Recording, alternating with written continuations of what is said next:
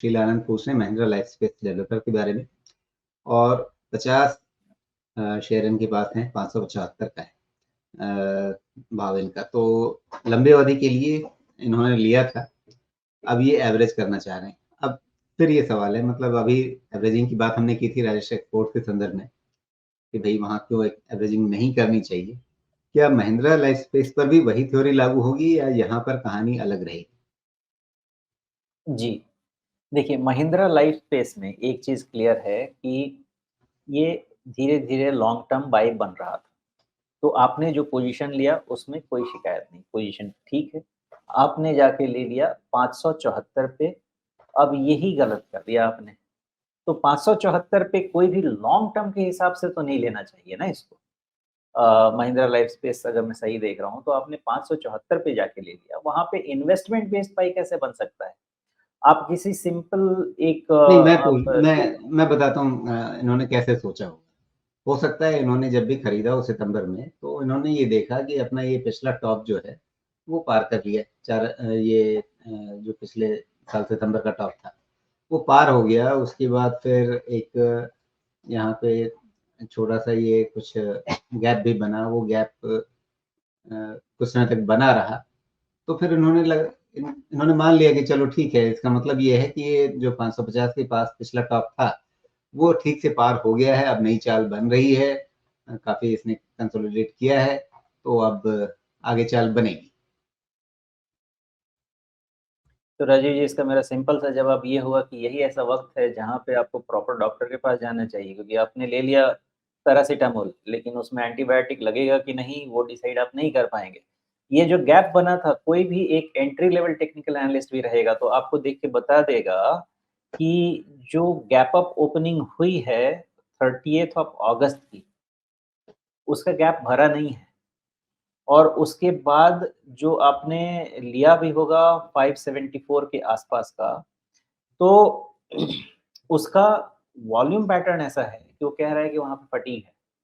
तो जब तक इस गैप को भर नहीं ले स्टॉक और 540 के आसपास आ नहीं जाए, इसके लेने के बारे में तो पहली चीज़ सोचना नहीं चाहिए। अब इसका एक अगला स्टेज बताता हूँ। वहाँ तक आने के बाद ऐसा लग सकता था आपको कि 28th सितंबर को इसका बॉटम बन गया और वहाँ से राइज़ शुरू हो गई, ओके। लेकिन वैसा लग सकता था, लेकिन कोई भी जो डेटा रीड करेगा वो आपको बता देता कि 560 पे ही तो रेजिस्टेंस आके पैरामीटर के हिसाब से बना हुआ है, तो वहाँ पे भी बाई नहीं।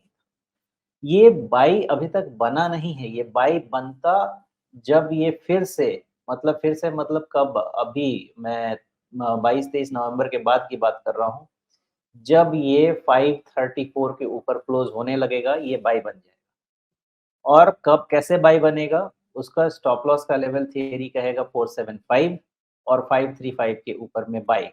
अब depending upon your the nature of trade या तो आपका स्टॉप लॉस होगा 505 या आपका स्टॉप लॉस होगा 475। जितना आपका टाइम होराइज़न बड़ा, उतना बड़ा स्टॉप लॉस, जितना छोटा उतना जी। छोटा स्टॉप लॉस। तो ये किसी भी तरीके से तो इस अब बाइंग इनके को पॉइंट पर आ जाते हैं, जी, इन्होंने जहाँ खरीदा वहां से 50 रुपए नीचे चल रहा है। अगर ये जी। एवरेज कर लेंगे जितना उन्होंने खरीदा था, तो इनका खरीद भाव आ जाएगा 550 पे। तब शायद इनका जो स्टॉप लॉस है वो थोड़ा ठीक ठाक, मतलब दिल को सुकून देने वाला हो जाएगा। करना चाहिए, नहीं करना चाहिए? नहीं देखिए, पहली चीज़ कि इसका ट्रेंड जब तक पॉज़िटिव नहीं हो एवरेज करने का तो सिचुएशन है ही।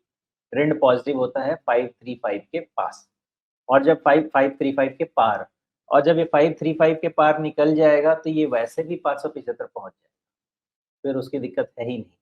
तो एवरेजिंग के लिए ये ठीक चीज़ अभी नहीं है। एवरेजिंग के लिए मेरे हिसाब से वो लेवल नहीं है, जिसमें किया जाए क्योंकि पहला जब डायरेक्शन आएगा तब आपके लेवल की तरफ ये ऑटोमेटिकली आ जाएगा। 575 से 535, 540 10% का भी तो डेविएशन नहीं है। तो एवरेजिंग कैसे करें? हर 4 2-4% में तो एवरेजिंग स्टॉक में नहीं कर सकते ना इंडेक्स रहता या पैसिव कुछ रहता या वेरी लो बीटा रहता तो बात की जा सकती।